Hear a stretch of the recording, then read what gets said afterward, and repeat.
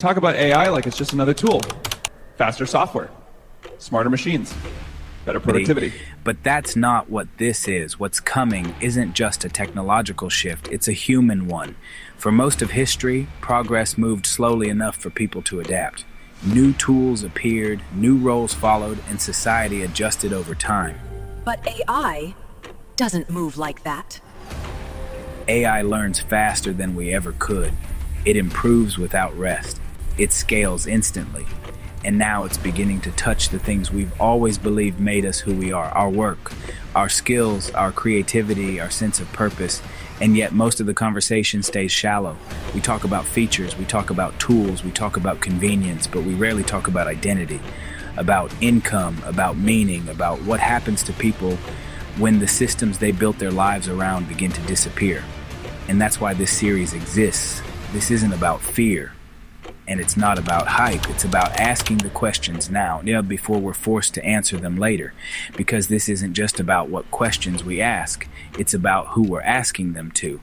At some point, we need to make sure that the people making decisions, the people in power, the people in government, truly understand the technology they are meant to regulate.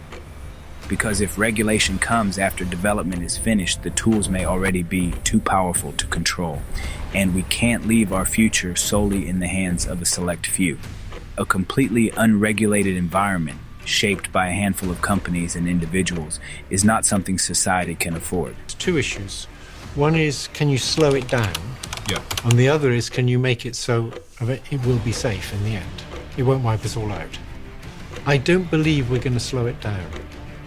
Yeah. And the reason I don't believe we're going to slow it down is because there's competition between countries and competition between companies within a country, and all of that is making it go faster and faster.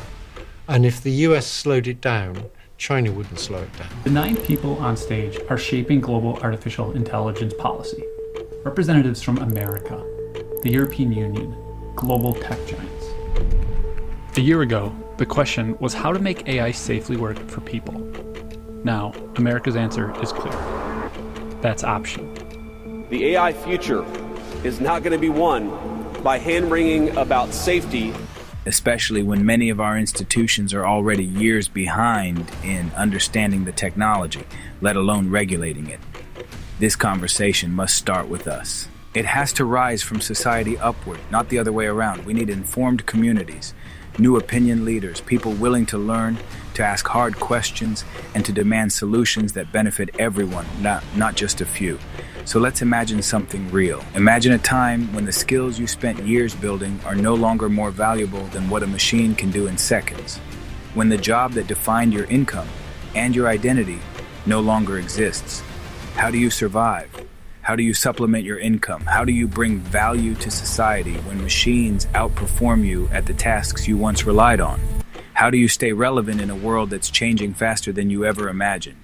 These are not future questions. They're arriving now. And this series exists to explore them, not to create fear, but to create clarity.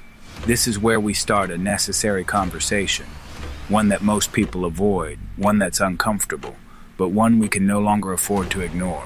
In this series, we'll ask, what happens when both your job and your income disappear? And how do you survive the AI disruption?